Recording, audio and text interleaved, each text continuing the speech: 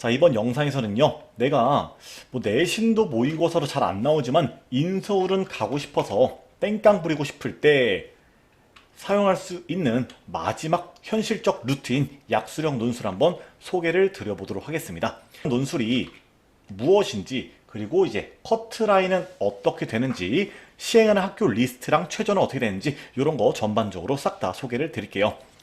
자, 약수령 논술은 진짜 그 내신에서 우리 국어 주관식 시험 본 거 있죠. 그런 거랑 이제 내신 수학 주관식이 합쳐서 좀 문제가 여러 개 나오는 거라고 생각해 주시면 돼요.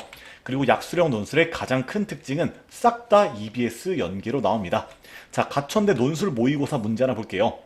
나 수학 잘 못하긴 하는데 요 정도는 조금 비벼볼 수 있겠지.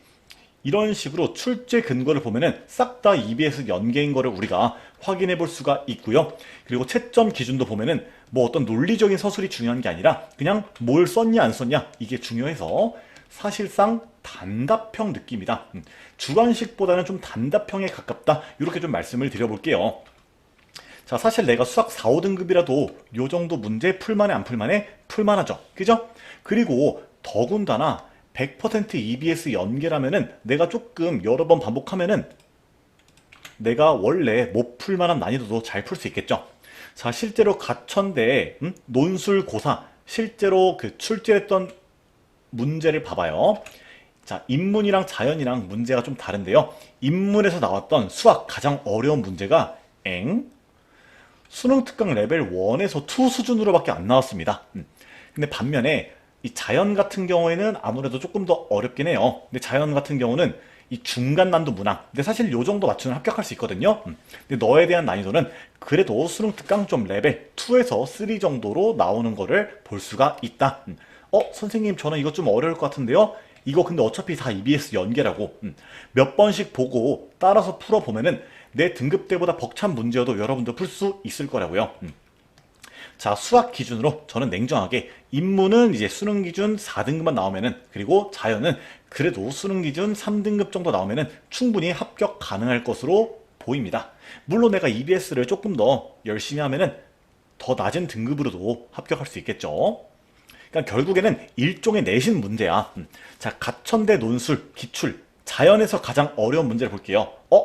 이거는 내가 3등급 정도 돼도 조금 벅차긴 할 거야. 근데 어쨌든 이것도 내가 열심히 연마하면은 풀 수 있을 거고, 이 중요한 특징 중에 하나가 서로 다른 문제가 이렇게 융합돼서 나오기도 합니다. 근데 두 문제를 보고 요거를 보면은 뭐 융합보다는 그냥 좀 어거지로 이어붙인 느낌이긴 하죠. 근데 아무튼 간에 이 자연 쪽에서 가장 어려운 거는 요 정도 느낌으로 나온다.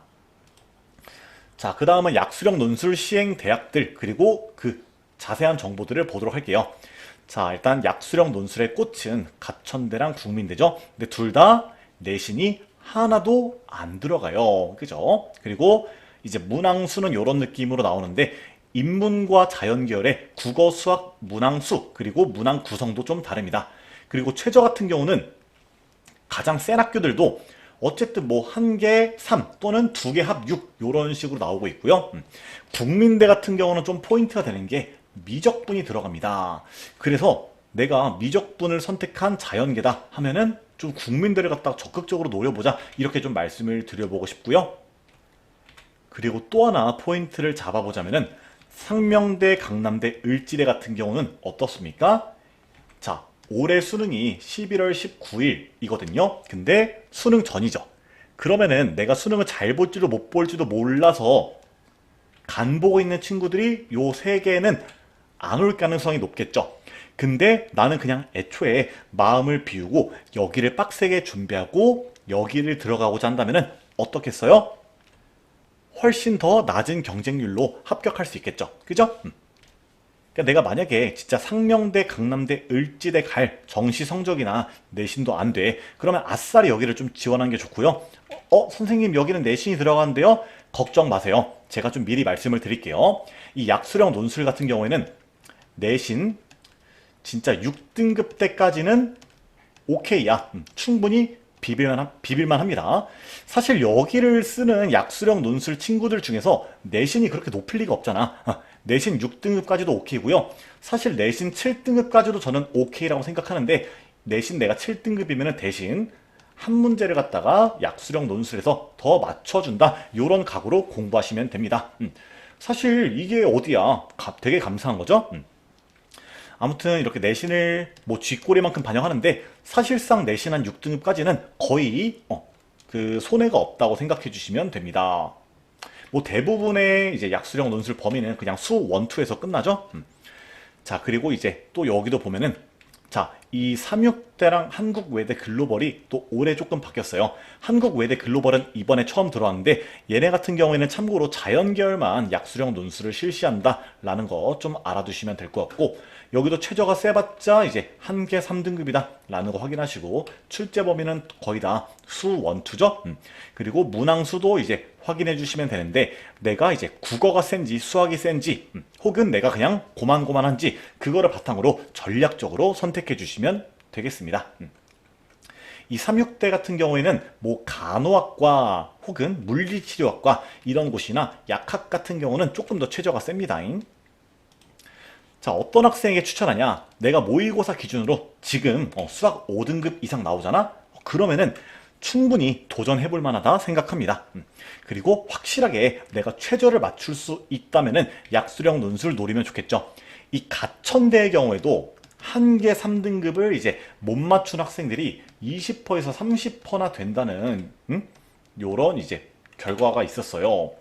그러니까 내가 최저만 맞출 수 있어도 요 정도는 제낄 수 있는 거예요. 이해되시죠? 자, 또는 내가 지금은 공부를 잘 못하지만 고1, 2 모의고사나 내신에서 고점을 찍은 경험이 있어? 너 그러면은 준비를 했을 때 퍼포먼스가 어느 정도 나올 수 있는 거잖아. 그죠?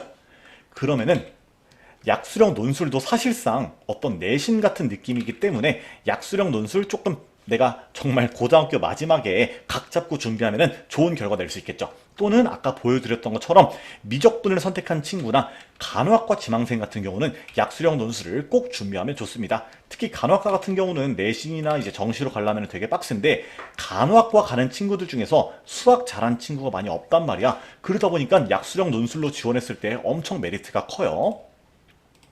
자, 약수령 논술 경쟁률은요, 이러이러합니다. 엄청 높죠. 국민대의 경우에는 야 128.41이고요. 이제 인서울 좀 메인이 되는 곳들은 이제 요 정도로 경쟁률이 나오고, 이제 어떤 경기권으로 가는 순간 좀 경쟁률이 뚝 떨어진다. 그러니까 내가 정말 요 정도만 가도 괜찮다 하는 친구들은 약수령 논술 무조건 좀 공략을 해보는 게 좋겠죠. 자, 요 리스트에 있는데 이제 수능 전에 시행한다. 정말 선택과 집중을 잘하면 행복을 누릴 수가 있을 겁니다. 자, 실제 합격 분포를 보면은, 자, 가천대 같은 경우에는요, 15문제 중에서 한 10문제에서 11문제만 맞추면은 이제 합격할 수 있다라고 생각해 주시면 돼요. 그러니까 너무 어려운 문제 한 2개 정도는 그냥 버려도 돼. 내가 나머지만 잘 풀고 잘 맞춰주시면 된답니다. 그리고 36대의 경우에도 한 정답률 60%만 나오면은 합격을 노릴 만하다. 이렇게 좀 말씀을 드려볼게요. 자, 약수령 논술 합격을 위해서는요. 자, 아무리 EBS가 중요하다고 하더라도 우선 기본적으로 내가 기본 개념, 그리고 어떤 쌤 같은 필수 유형서, 그리고 고난도는 빼더라도 어느 정도의 기출학습은 해줘야만 어떤 EBS를 잘 풀 수 있는 기본적인 체급을 만들 수 있다는 게 핵심이고요. 그 다음에 EBS 수능 특강 수능 완성을 우리가 완전 돌돌돌돌돌 반복하면서 마스터를 해야 변형돼서 나오더라도 문제를 잘 풀 수 있겠죠. 자, 이렇게 실력을 갖춘 다음에는 약수령 논술에 특화된 전략을 좀 짤 줄 알아야 되는데, 자, 약수령 논술이 좀 타임어택이 심해요. 그렇다 보니까 문제를 풀고 나서 답안지에 옮기는 식으로 하면 안 되고요. 그냥 문제를 보고 나서 가이드라인만 어느 정도 짜놓고 바로 좀 답안지에다가 쓰는 식으로 가야 된단 말이야. 이런 식으로 풀이 가이드라인 잡는 연습을 좀 해야 되고요. 또 약수령 논술 시험지가 이런 식으로 좀 특이하게 생겼기 때문에 이 전용 시험지에서 답안지 서술 연습을 하는 게 아주 중요하겠습니다. 그리고 추가적으로요, 약수령 논술에서 정말 중요한 것 중 하나가 결국에는 부분 점수예요. 그러니까 내가 문제를 풀든 못 풀든, 그러니까 사실 아까 전에 보여줬던 그 채점 기준 보면은 내가 이 문제를 아예 못 풀더라도 요거 두 개 정도 쓰는 거는 정말 쉽거든요. 그냥 0분의 0꼴만 결국에 잘 이용하면 된단 말이야. 그 정도만 하고 넘어가더라도 한 4.5점은 내가 먹고 갈 수 있는 거예요. 그죠? 그런 식으로 문제 유형마다 부분 점수 배정이 어떻게 되는지를 내가 탐구하면은 참 도움 많이 되겠죠. 그리고 마지막으로 이제 약수령 논술은 무조건 볼펜을 사용해야 됩니다. 그래서 내가 뭔가를 쓰다가 잘못 썼어? 그러면 그냥 찍찍 긋고 다음에 답 써야 돼요. 근데 공간이 부족하니까 이런 것도 좀 사전에 많이 연습을 해야겠죠? 자, 근데 이제 저랑 같이 하면은 어떤 메리트가 있느냐? 제가 고1 수학부터 수원 수투까지 직접 찍은 개념 강의를 다 무료로 제공드릴 수 있어요. 근데 지금 여기에 시간 보면 알겠지만 굉장히 타임라인이 짧죠? 제가 노베이스를 정말 많이 가르쳐 봤기 때문에 이 찐퉁 노베이스들은 가르쳐 보니까 강의 시간이 길면 잘 못 듣더라고요. 그래서 강의 시간을 이렇게 짧게 구성했고요. 그리고 센 어삼시사 이런 거 제가 다 이렇게 전문항 해설 강의 드리고 있고, 그리고 기출도 보통 기출 규제는 굉장히 좀 어려운 것도 많이 들어가 있잖아. 근데 제 자체 교재는요, 최고 난도는 제외하고 제가 한 2등급 정도 받을 수 있는 문제들만 모아놨어요. 그래서 이런 거를 통해서 공부하면 내가 너무 불필요한 것까지 안 가면서 빠르게 기본을 쌓을 수 있겠죠? 제가 이런 식으로 해설 강의 찍으면 유튜브에서 요 정도 댓글은 달립니다. 저 잘 찍습니다. 자, 그리고 마지막으로 제가 뭐 수능 특강 역시도 다 해설 강의 드릴 수 있고, 이런 수능 특강 문제랑 변형 문제도 드리고 있고요.